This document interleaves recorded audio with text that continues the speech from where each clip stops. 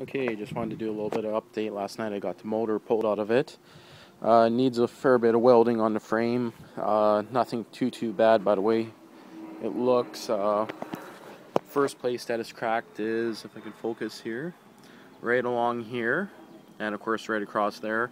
Looks like someone did some welding on it before. Next one here is the swing arm. I might just be replacing it, because it looks like it's cracked all the way along here, all the way around to the very bottom.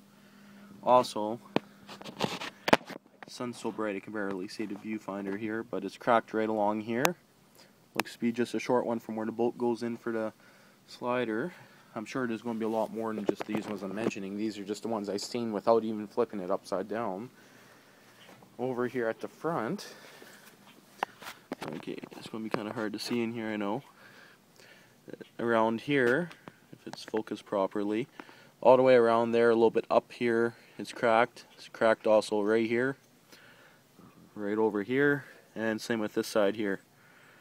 For the front, that seems to be it, which isn't actually too bad.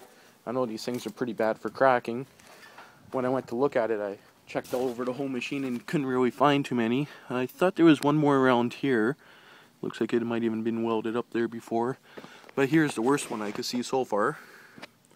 Man, that sun's so bright I can barely see through the viewfinder, but it looks like all the way around besides the little metal plate here. So all the way around here. It's kind of hard to see, I know, but so looks to be all the way around. So I know that foot peg felt kind of loose, so I guess that's why. The bolts were actually kind of loose on it too. And other than that, I never flipped it upside down. I know some people are saying they're bad for cracking here, but I don't see any cracks up there yet. Ended up being that I got a 1987 head on a 1988 bottom end, which is not too big of a deal. Parts are equally available for both of them. So yeah, just want to make a quick video just showing where the frame's all cracked, which actually isn't that bad. So I was expecting the shock towers or a few other spots, but I'm sure once I start flipping it upside down and sandblast the frame, I'm going to find a few more of them. So okay, just wanted to do just a quick update on here. The swing arm pretty much is already out because I pulled off the motor. You can see it's super loose there. So it's got a bin underneath it there holding it up. One shock bolt, the whole rear end will drop out of it, and of course the shock tank reservoir. Okay, these bolts here broke, so looks like they're actually just studs that were welded in, so that's no big deal. I could drill those out from the back side. There's a hole there and I can rethread them, do whatever. It's no big deal.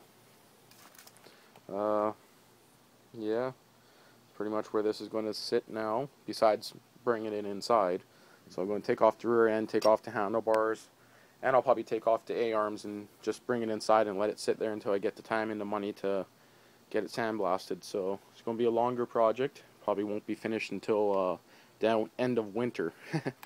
So it might even end up going in longer. It all depends on how much money I make. So of course I got that other quad that's under there that needs work still. That's the Polaris 250. I also got the Polaris Explorer that needs crank bearings.